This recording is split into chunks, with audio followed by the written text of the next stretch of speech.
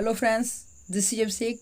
तो दोस्तों अभी तक हम लोग 7 लेसन पढ़ चुके हैं और ये 8वें नंबर का लेसन है दोस्तों। इसमें हम बात करने वाले हैं विविध क्वेश्चंस की। ठीक है, तो दोस्तों अभी तक जो हम लोग 7 लेसन पढ़े हुए हैं उन 7 लेसन का जो निचोड़ होता है वो इसमें विविध में दिया रहता है। ठीक है, तो इसे हम लोग चलिए देख लेते हैं और एक एक क्वेश्चंस को अच्छे से क्लियर कर लेंगे। और दोस्तों इन क्वेश्चंस से रिलेटेड जो भी और सारी बातें होंगी वो मैं बताऊंगा। देखिए यहाँ पर क्या पढ़ने वाला है दोस्तों, 8वें नंबर लेसन में विविध प्राचीन भारत। ठीक है, मतलब प्राचीन भारत का जो विविध क्वेश्चंस होता है उनको पढ़ने वाले हैं। तो पहला क्वेश्चन आपके सामने दिख रहा होगा दोस्तों। यहाँ पर क्या बोल रहा है, किस विदेशी यात्री ने भारत का दौरा सबसे पहले किया?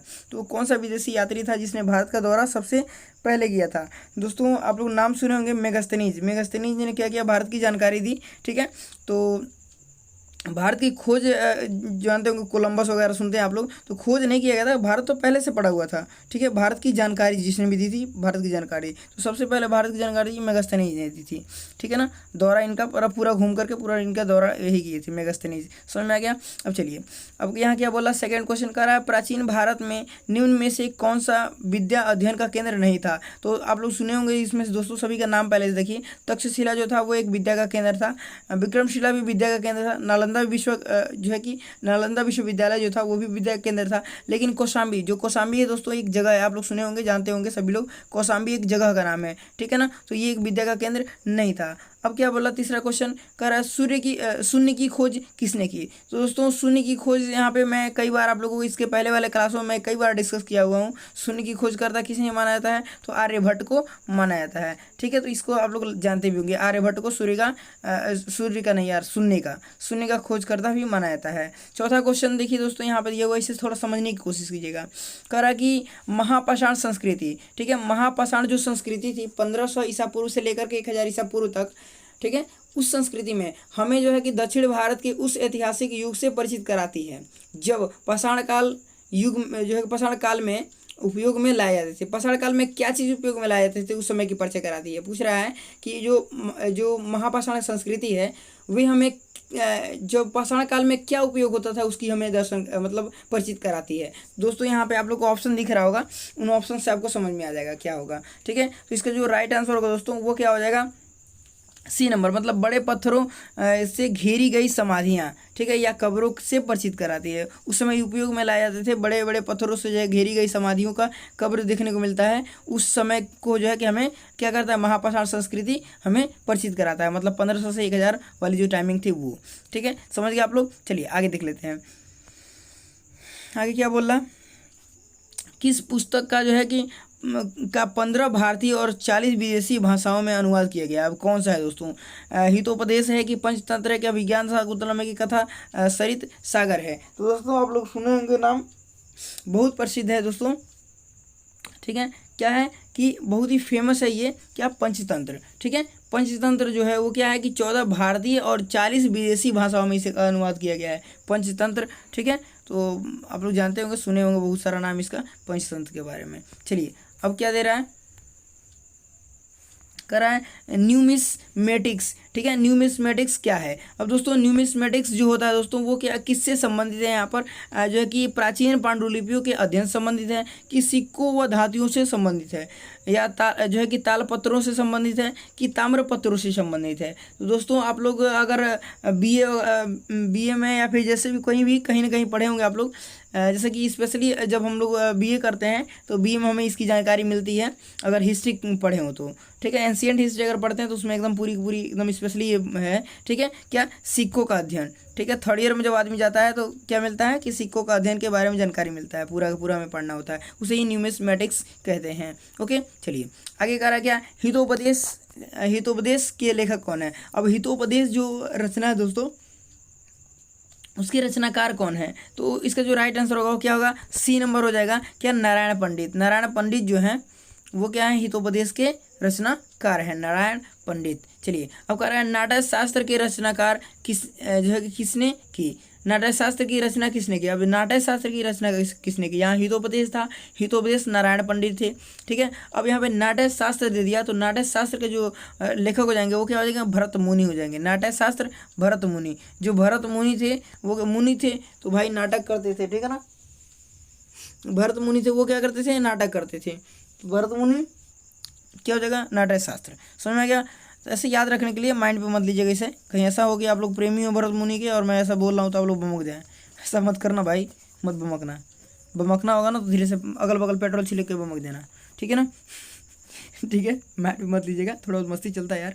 अब देखो यहाँ पर क्या बोला, विक्रम संवत प्रारंभ हुआ था। विक्रम जो संवत था दोस्तों वो प्रारंभ हुआ था, तो कब प्रारंभ हुआ दोस्तों, तो विक्रम संवत के जो प्रारंभ होता है यहाँ पे देखिए सभी चीज़ देखा है। कन्फ्यूजन आप लोग का कहाँ होता है कि 58 ईसा पूर्व की 78 ईस्वी, ठीक है, कन्फ्यूजन इसी चीज़ में रहता है, ठीक है, 58 की 78 और 58 की 78। तो आपको मैं बता दूं दोस्तों इसका जो राइट आंसर होगा वो क्या हो जाएगा, 58 ईसा पूर्व, ठीक है ना, 78 नहीं होता है, 78 नहीं होता है, 58 होता है, ठीक है।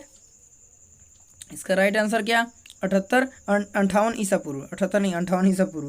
क्या क्या कर रहा है, अंकोर वाट। अंकोर वाट कहाँ स्थित है, और जो अंकोर वाट है दोस्तों वो कहाँ पे स्थित है, दोस्तों इसका जो राइट आंसर होगा वो क्या होगा, डी नंबर, मतलब कंबोडिया में। कंबोडिया में क्या है, अंकोर वाट से है, ठीक है, क्या दोस्तों, कंबोडिया में क्या है, अंकोर वाट, ठीक है, अंकोर वाट याद रखिएगा। ये उतना इम्पोर्टेंट भी नहीं है, उतना सही भी नहीं है, ठीक है, ये ऐसा ही क्या बोलते हैं वो क्या बोल सकते हैं कि मतलब उतना बेकार भी नहीं है, उतना इम्पोर्टेंट भी नहीं है, ठीक है। चलिए आगे देखते हैं। कह रहा है पूरा पाषाण काल में आदि मानव के मनोरंजन का साधन था। अब पूरा पाषाण काल के समय में जो है मनोरंजन का जो साधन था आदि मानव का वो क्या था, ठीक है। तो आपको ध्यान रखना है दोस्तों, इसका जो राइट आंसर होगा वो क्या हो जाएगा, ए नंबर हो जाएगा, मतलब शिकार। शिकार करके ही वो मनोरंजन किया करते थे, ठीक है। मनोरंजन का एक यही साधन था, मनोरंजन चाहे जो भी था, ठीक है ना, शिकार करना, ठीक है ना। ओके फ्रेंड्स, आप समझ चुके होंगे। तो चलिए हम सेकंड जो 12 क्वेश्चन है दोस्तों उसको हम देख लेते हैं। तो कह रहा है इसमें क्या, किसको जो है निम्नलिखित में से किसको चिल्कोलिथ के नाम से जानते हैं। दोस्तों आप लोग सुने होंगे यहाँ पे क्या लिखा है, चाल्कोलिथ लिखा है, लेकिन चिल्कोलिथ नाम होता है, क्या होता है, चिल्कोलिथ होता है। ओके, तो चिल्कोलिथ जो है किसे कहा जाता है, तो दोस्तों ताम्रपाषाण युग, मतलब जब क्या हुआ कि नवपाषाण युग था उसके उस समय, मतलब जब क्या हुआ कि वो ताम्रपाषाण मतलब तांबे का खोज हुआ तो उस समय को ताम्रपाषाण युग के नाम से रख दिया गया उस समय को, ठीक है। तो उसी को चिल्कोलिथ बोला जाता है। ओके, समझ गए, तो इसका राइट आंसर चिल्कोलिथ हो जाएगा। ओके, चलिए नेक्स्ट क्वेश्चन को देख लेते हैं। नेक्स्ट क्वेश्चन बोल रहा है दोस्तों, कर है स्वप्नावशत जो है कि स्वप्नावशदान, ठीक है ना, स्वप्ना वसदता, ठीक है ना, स्वप्ना वसदता के लेखक कौन है दोस्तों। स्वप्ना वसदता के लेखक जो हैं वो कौन है दोस्तों, तो यहाँ पे आप लोग देख रहे होंगे 4 ऑप्शन दिया गया है। इन चारों ऑप्शन में से जो इसका बी नंबर है दोस्तों, भास, वही इसका राइट आंसर हो जाएगा, ठीक है। तो स्वप्ना वसदता के लेखक कौन है दोस्तों, तो भास हैं, ठीक है। चलिए नेक्स्ट क्वेश्चन को देख लेते हैं, इसका राइट आंसर भास हो जाएगा। चलिए नेक्स्ट क्वेश्चन कर रहा है दोस्तों 14 नंबर का रहा, नालंदा विश्वविद्यालय जो है किस लिए प्रसिद्ध था, विश्व प्रसिद्ध था। तो देखिए दोस्तों, कोई भी एक जगह होता है जिसकी कोई ना कोई खास बात होती है जिसके कारण वो प्रसिद्ध होता है। तो इसमें से एक दोस्तों ये बुक, ये जो है नालंदा विश्वविद्यालय, ये क्या है कि दोस्तों कि इसमें क्या खास बात थी जिसके कारण ये प्रसिद्ध था। तो क्या चिकित्सा के कारण, कि तर्क संगत कारण, कि बौद्ध धर्म के दर्शन के कारण। तो दोस्तों यही इसका राइट आंसर हो जाएगा, बौद्ध धर्म के दर्शन के कारण, ठीक है ना। तो नालंदा विश्वविद्यालय जो है विश्व प्रसिद्ध होने का मुख्य कारण ये था कि बौद्ध धर्म का दर्शन के कारण ये प्रसिद्ध था, समझ गया। चलिए नेक्स्ट क्वेश्चन देखते हैं। नेक्स्ट क्वेश्चन क्या दे रखा है दोस्तों, नेक्स्ट क्वेश्चन दे रखा है कि आधुनिक मानव के हाल का पूर्वज है, ठीक है, आधुनिक मानव के हाल का पूर्वज है, ठीक है ना। तो आधुनिक मानव के हाल, मतलब आधुनिक मानव जो है उनके हाल का पूर्वज कौन है दोस्तों। तो इसमें देखिए दोस्तों जो बी नंबर ऑप्शन दिया हुआ है, क्रो मैग्नन मनुष्य, यही हो जाएगा। यहाँ मैं दिखा देता हूँ यहाँ करके, ठीक है, क्रो मैग्नन मनुष्य, ठीक है ना। क्रो मैग्नन मनुष्य जो है दोस्तों वो क्या है, मतलब जो क्या है कि इस समय हाल जो है, जो मनुष्य हाल हैं उनके पूर्वज माने जाते हैं, समझ गया। तो ये साइंस से रिलेटेड क्वेश्चन है, बट यहाँ पे ठूस डाला है तो क्या किया जाएगा, पढ़ना तो पड़ेगा ना।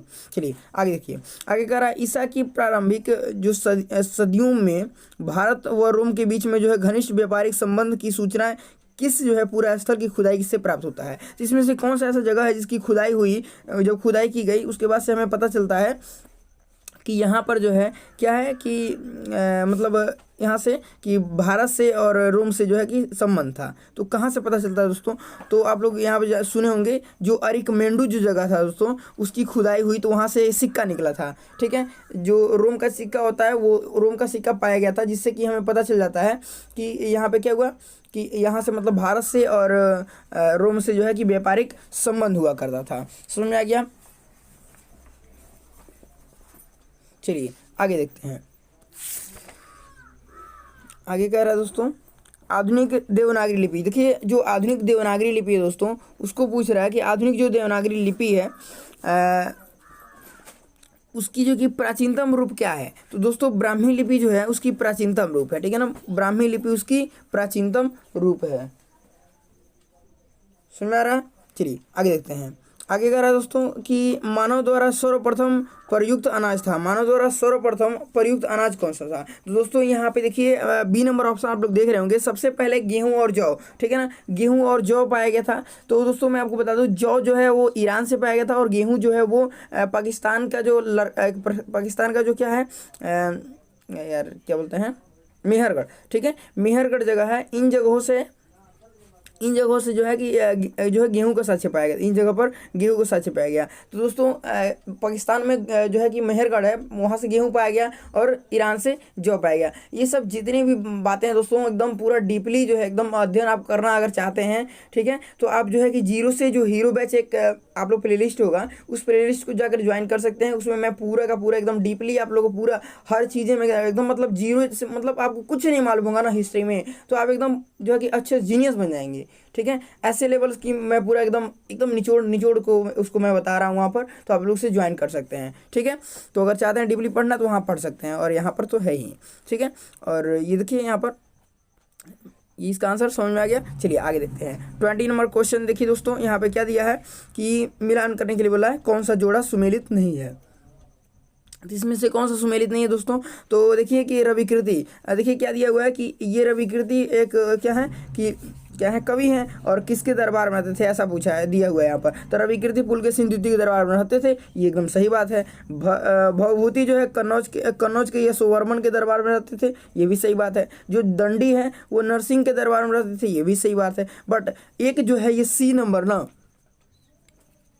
हरिसेन, इसको हम पढ़वे नहीं करेंगे, क्योंकि जानते ही हम कहते हैं गलती जी को पढ़वे मत कीजिए, जो गलत है उसको पढ़वे मत कीजिए, नहीं तो पढ़ेंगे ना तो पूरा माइंड में वो खौंजिया देगा। ठीक है, तो बस लग जाइए इसको, और जो दिया हुआ है सही इसको याद कर लीजिए। ठीक है ना, चलिए आगे देखिए।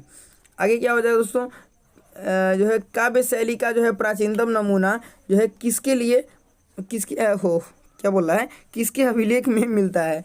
क्या मैं पढ़ रहा हूँ यार, ठीक है ना। काव्य शैली का प्राचीनतम नमूना किसके अभिलेख में मिलता है। तो इसमें काव्य शैली का प्राचीनतम नमूना ये कौन है इसमें से जिसके अभिलेख में मिलता है। तो इसका जो राइट आंसर होगा दोस्तों वो क्या हो जाएगा, इसका हो जाएगा क्या, रुद्रदमन। ठीक है ना, रुद्रदमन के अभिलेख से मिलता है। रुद्रदमन का आप लोग सुने होंगे, रुद्रदामन का जूनागढ़ अभिलेख में ये मिलता है आपको। ठीक है ना, चलिए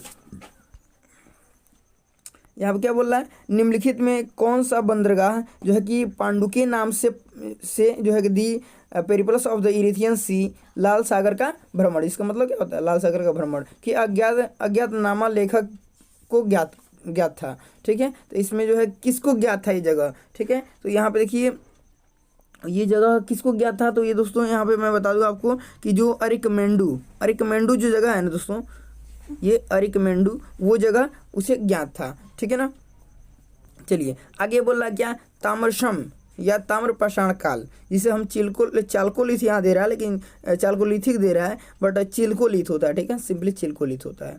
ठीक है, अब कह रहा है चिल्कोलिथ में महाराष्ट्र के लोगों को मृतकों के घर में, ठीक है, घर के फर्श के नीचे किस तरह से दफनाते थे।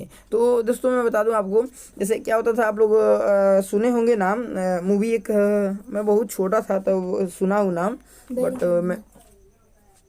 मैं देखा नहीं हूँ। ठीक है ना, बैरी कंगना आप लोग नाम सुने होंगे। उसमें क्या होता है कि एक मतलब वो पतोह रहती है, उनसे वो घर की पता नहीं पतोह ही रहती है कि कुछ बेटी वगैरह रहती है, उसको मार के घर के अंदर ही दफना देते हैं सब। ठीक है, तो वैसा ही काम था इन लोगों का भी, ये घर में ही अपने जो है कि मतलब जो भी घर के सदस्य होते थे उनको घर में ही दफनाते थे। ठीक है, तो अब कैसे दफनाते थे यहाँ पे ये पूछ रहा है। ठीक है ना, तो कैसे दफनाते थे, तो यहाँ पे ए नंबर जो दिख रहा है दोस्तों, उत्तर से दक्षिण की तरफ में दफनाते थे। ठीक है ना, चलिए ध्यान रखना है, उनका सर जो है, सर और पैर का ये बता रहा है कि उत्तर से दक्षिण की तरफ सुला करके और दफना देते थे।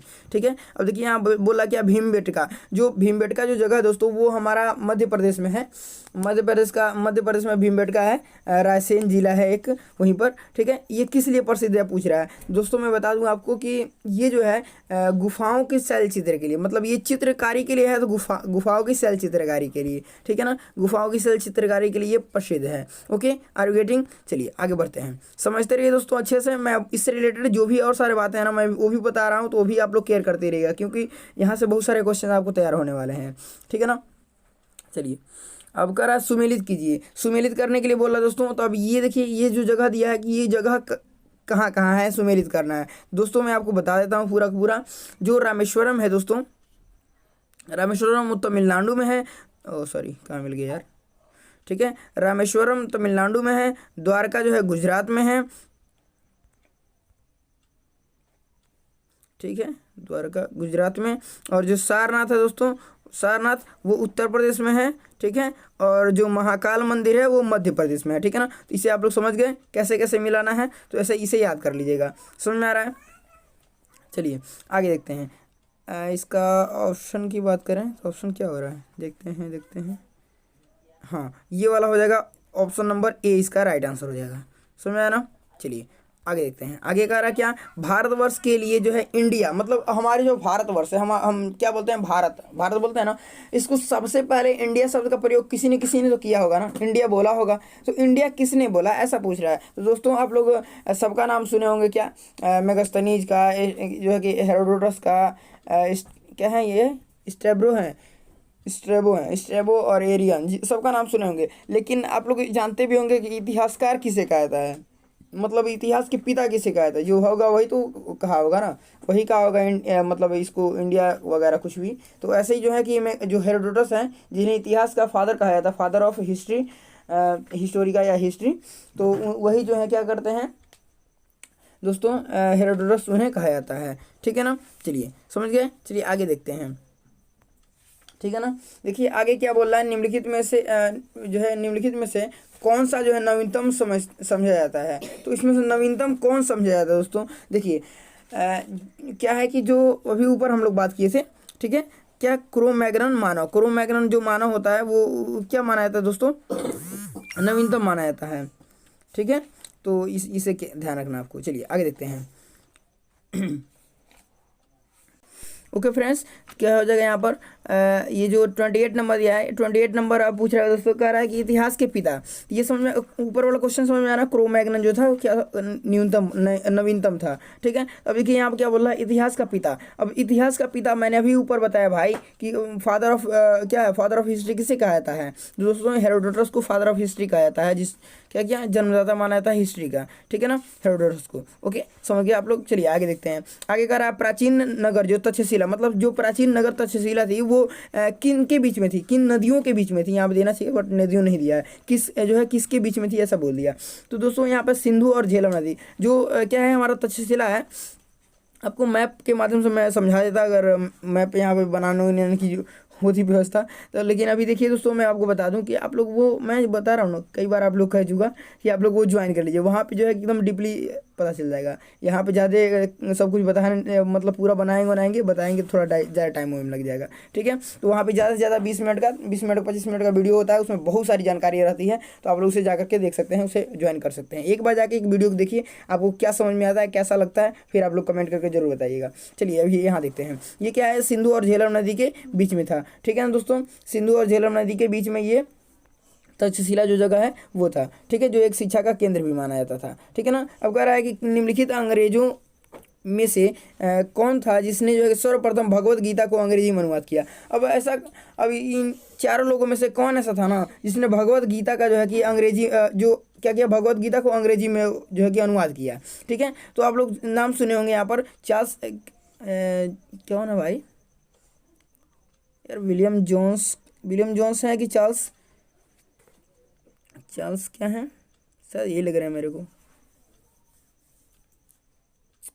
और यार चलिए कोई नहीं, अभी देखिए मुझे डिस्टर्ब कर दिया ये जॉन मार्शल। मैं ट्रिक से याद किया हूँ ना भाई यार, ट्रिक से याद किया हूँ। थोड़ा ट्रिक मेरा कभी कभी होता है ना, ट्रिक याद नहीं आता यार, इतने सारे क्वेश्चन होते हैं ट्रिक वगैरह, थोड़ा कभी कभी याद नहीं आता। ठीक है, सो जो है मैं बता देता हूँ वैसे। हाँ यही है शायद चार्ल्स विल्किंस। ठीक है, ओहो हाँ हाँ हाँ, चार्ल्स विल्किंस। ठीक है, क्या हुआ देखिए, मैं इस ट्रिक में बता देता हूँ आपको। ठीक है, जो क्या हुआ कि भगवत गीता, ठीक है ना, जो भगवत गीता है ना देखो भगवत गीता है उसको लिखा अंग्रेजी में। ठीक है, अंग्रेजी में लिख के वो क्या करते, बिल में जा घुस गया। ठीक है, अंग्रेजी में लिख करके बिल में जा घुस गया। ठीक है ना, तो अंग्रेजी में जाकर लिख करके बिल में जा घुसेगा तो चार्ल्स विल्किंस। ठीक है ना, भगवत गीता लिखने के बाद से क्या किया, वो बिल में घुस गया तो चार्ल्स विल्किंस। ऐसा मैंने याद किया हुआ था, अभी देखिए ध्यान से उतर गया था कि किस पे मैंने सेट किया है। ठीक है ना, तो देखिए यहाँ पर अब देखिए क्या होगा, निम्नलिखित मतलब वो इसलिए घुस गया कि भाई बहुत पिटाई होगी उसकी। ठीक है, वो क्या कर रहा है कि उसे चेंज कर रहा है, बदल रहा है, इसलिए। चलिए अब देखिए, निम्नलिखित प्राचीन भारतीय अभिलेखों में से कौन सा एक जो है कि खाद्यान्न को देश में जो कि संकट काल के उपयोग हेतु सुरक्षित रखने के बारे में जो है कि प्राचीनतम शाही आदेश है। तो इसमें से कौन है दोस्तों, तो जो सोहगौरा जो थी है ताम्रपत्र लेख है, वो जो है कि उसमें लिखी हुई है कि क्या करना चाहिए, अनाजों को सुरक्षित करना चाहिए संकट काल के लिए। ठीक है ना, खाद्यान्न को। ओके, अब देखिए आगे क्या बोल रहा है कि भारत में निम्नलिखित के आने का सही अनुक्रम, अब कौन कौन चीज़ें सबसे, कौन पहले हुआ, फिर उसके बाद कौन हुआ, फिर उसके बाद कौन, इसको बताना है दोस्तों। यहाँ मैं बताया तो आपको कि ध्यान रखना है क्या, पहले सबसे पहले नगर संस्कृति, उसके बाद से लोहे का जो है कि हल, और उसके बाद से आहत मुद्राओं का चांदी। आहत मुद्रा आप लोग जानते थे, आहत मुद्रा पकड़ के धई के ले मारते पचाक से ना। ठीक है, कोई लोहा रख करके या उस कोई उठा करके पचाक से मारते, सब उस पर उग जाता था कुछ, अब उग गया जब ना तो वह आहत मुद्रा हो जाता था। उस पर कौन कौन चिन्ह उग जाता था जो लोहा में रहता था, तो बस वह आहत मुद्रा हो जाता था। ठीक है ना, उसके बाद क्या आया, सोने का सिक्का आया। ठीक है ना, तो यहाँ पे ये समझ में आ रहा है। अब और कूट की बात कर लें तो कूट जो है लास्ट का कूट हो जाएगा। ठीक है, मतलब क्या हुआ, चौथा, तीसरा, दूसरा, एक। ठीक है, चलिए आगे देखते हैं 33 नंबर। अब दोस्तों हम लोग लगभग अंतिम छोर की ओर पहुंच चुके हैं, और अभी ध्यान देते रहिए, आप लोग अच्छे से इसे प्रिपेयर करते रहिए। और यहाँ से आपको बताइएगा दोस्तों कैसा वीडियो लग रहा है, आप लोग को जानकारियाँ कैसी लग रही हैं, थोड़ा सा आप लोग कमेंट करके जरूर बताइएगा। चलिए यहाँ क्या बोल रहा है कि प्राचीन भारत में जो है निम्नलिखित में से कौन सी एक लिपि दाईं ओर से बाईं ओर लिखी जाती है। अब कौन सी ऐसी लिपि है जो दाईं ओर से बाईं ओर लिखी जाती है। जैसे कि दोस्तों हम लोग क्या करते हैं, बाएं ओर से दाएं ओर लिखते हैं, जो कि क्या होता है, दाएं से हम लोग किधर लिखते हैं, बाएं लिखते हैं, ये तो जानते हैं ना। दाएं से हम लोग सॉरी क्या करते हैं यार, बाएं से दाएं लिखते हैं, लेकिन उर्दू जो लिखी जाती है वो दाहिने से बाएं लिखी जाती है। ठीक है, तो उसी तरह कौन सी ऐसी लिपि थी जो उर्दू की तरह लिखी जाती थी, तो खरोष्टी लिपि। ठीक है ना, समझ में आ रहा है ना, खरोष्टी लिपि, ध्यान रखना है। खरोष्टी लिपि किधर से, इधर से, देखिए इधर से लिखी जाती है। ठीक है ना, किधर से, इधर से लिखी जाती है। ठीक है, अब हम लोग कैसे लिखते हैं, इधर से लिखते हैं। ठीक है ना, चलिए आगे देखिए, आगे कह रहा है क्या, निम्नलिखित में से कौन सा एक प्राचीन जो है कि प्राचीन भारत के व्यापारियों का निगम था। ठीक है, इसमें से कौन जो था दोस्तों, भारत के जो है कि व्यापारियों का निगम था दोस्तों। तो मैं आपको बता दूं दोस्तों, इसमें से जो आंसर, इसका राइट आंसर हो जाएगा दोस्तों, वो क्या हो जाएगा, मणिग्राम। ठीक है ना, मणिग्राम जो था वो दोस्तों वो क्या था, व्यापारियों का जो है निगम था। समझ में आ गया। चलिए अब कह रहा है कि पुलकेशिन फर्स्ट का जो है कि बदामी शिलालेख शक वर्ष 465 का दिनांकित है। ठीक है, यदि इसे जो है विक्रम संवत में दिनांकित करना हो तो वर्ष होगा। तो दोस्तों मैं आपको बता दूं कि ये जो आप देख रहे हैं, ये जो चेंज करने के लिए बोल रहा है। ठीक है, तो ये चेंज करने के बारे में मैं आपको पूरी की पूरी जानकारी डिटेल वाली जो क्लास है दोस्तों उसमें मैं करूँगा। ठीक है, उसमें करूँगा। अभी फिलहाल इसकी मैं राइट आंसर बता देता हूँ। इसका जो राइट आंसर हो जाएगा दोस्तों वो क्या हो जाएगा, ए नंबर हो जाएगा, मतलब 601। क्या, 601। ओके, चलिए आगे देखते हैं। आगे कह रहा है क्या, सूची 1 को सूची 2 से सुमेलित करने के लिए। दोस्तों यहाँ पे कौन सी जो है गुप्त काल में जो है कौन सा अभिलेख था। ठीक है, अभिलेख ही दिया ना, खजुराहो पन्ना। ठीक है, ये जो भी जगह है दोस्तों वो उनसे क्या नाम है, ये उन वंशों से संबंधित है, ये मैच करना है। इसका जो राइट आंसर होगा दोस्तों वो मैं आपको पूरा बता देता हूँ। देखिए यहाँ पर क्या होगा, पहला जो ये क्या है, ये क्या हो जाएगा, देवगढ़। मतलब क्या है, गुप्त काल में जो था कि दोस्तों वो क्या था, देवगढ़ था। ठीक है, और चंदेल का खजुराहो। ठीक है, और उसके बाद से चालुक्य जो थे बादामी, ठीक है, और पल्लव के जो है कि पनमल्ले, ठीक है, पनमल्लय, ठीक है ना। तो ये सभी दोस्तों आपको ध्यान रख लेना, थोड़ा याद कर लीजिएगा आप लोग इसको अच्छे से। चलिए आगे देखते हैं 37 नंबर दोस्तों, यहाँ पे क्या दिया हुआ है, राज्य और राजधानी, राज्य दे दिया और इसका राजधानी। तो आप लोग दोस्तों यहाँ पे सभी याद किए होंगे, पहले का थोड़ा सा अलग अलग भी नाम दे रखा है जिससे आपको कंफ्यूज नहीं होना, ठीक है ना। उसका वो भी नाम दे रखा है यहाँ पर जो आप याद किए होंगे, ठीक है। तो अभी फिलहाल इसका जो राइट आंसर हो जाएगा दोस्तों, वो मैं आपको बता देता हूँ। क्या चोल का क्या हो जाएगा, वज्जी, आप लोग सुने होंगे। सॉरी, चेर का क्या हो जाएगा, वज्जी हो जाएगा, चेर का वज्जी हो जाएगा, जो कि करयूर भी जो उसे बोला जाता है, ठीक है। और जो चोल है दोस्तों, उसका क्या हो जाएगा, चोल का पुहर जिसमें दिया है, जिसे आप लोग कावेरी पट्टनम या फिर उरयूर याद किए होंगे, ठीक है। पांडे का क्या हो जाता है दोस्तों, मदुरई, ठीक है, पांडे का मदुरई, जो कि कोई क्या कोकई याद किए होंगे आप लोग, समझ में आ रहा है। चलिए आगे देख लेते हैं। आगे कह रहा मुद्रा राक्षस, दोस्तों ये मैं आप लोग को बहुत अच्छे से बता रखा हूँ। राक्षस भाई, तो भाई उसका विशाल दांत है ना, विशाल दांत है इसीलिए राक्षस है, ठीक है ना। विशाख दत्त का क्या हो जाएगा, मुद्रा राक्षस का विशाख दत्त, समझ में आया।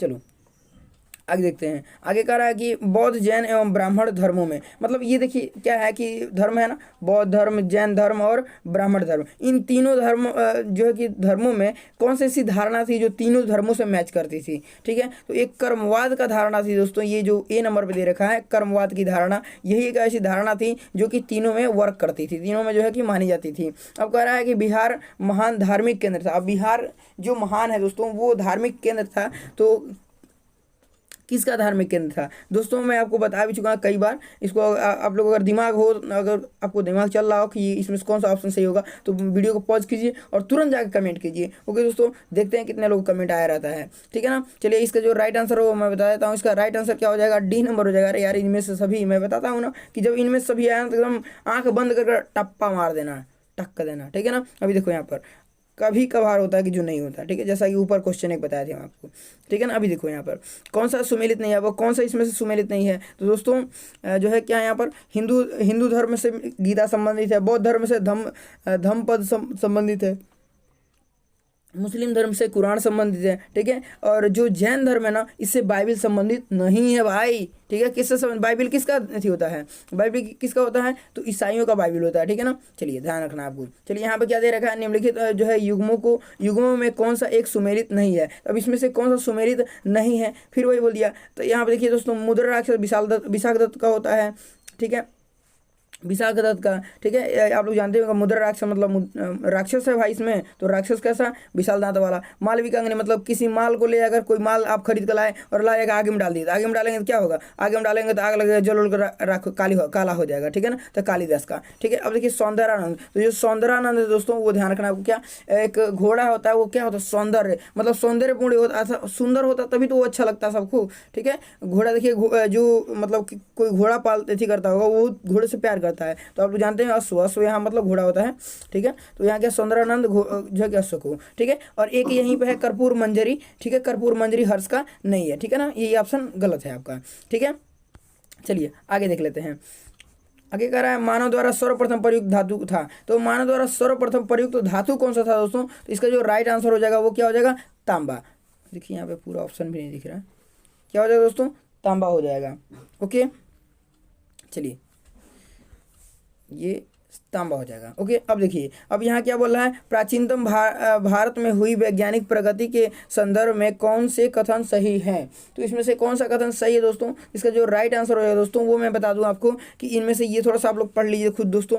Option number A, option number 3 और ये, ठीक है ना, ये तीनों बातें सही हैं, ठीक है ना। क्या कि जो है कि प्रथम सदी में जो है क्या हुआ दोस्तों कि प्रथम जो है शताब्दी ईसा पूर्व में, सती यहाँ दिया, सती नहीं होगा, सदी ईसा पूर्व में, जो कि प्रारंभ में जो है कि मानव शरीर के आंतरिक सॉरी क्या हो गया, विभिन्न प्रकार के विशिष्ट शल्य औजारों का जो है उपयोग किया गया था, ठीक है, आमतौर पर किया गया था। और 5वीं सदी में जो है दोस्तों कोण मतलब आप लोग साइन पढ़ते होंगे, ठीक है, क्या होता है कि साइन थीटा कॉस थीटा पढ़ते हैं ना, उसकी जो है कि खोज हुई थी, सिद्धांत ज्ञात हुआ, ठीक है। और चौथा नंबर जो दे रखा है वो क्या है, 7वीं शताब्दी ईसा पूर्व में जो है चक्री चतुर्भुज का सिद्धांत का ज्ञात हुआ था, ठीक है। तो ये सब चीज था दोस्तों। चलिए आगे देखते हैं, आगे क्वेश्चन मैं बता दिया उसका आंसर, यहाँ कोट वोट से बताने की कोई जरूरत नहीं है। यहाँ पे देखिए बस 2 क्वेश्चन और दोस्तों।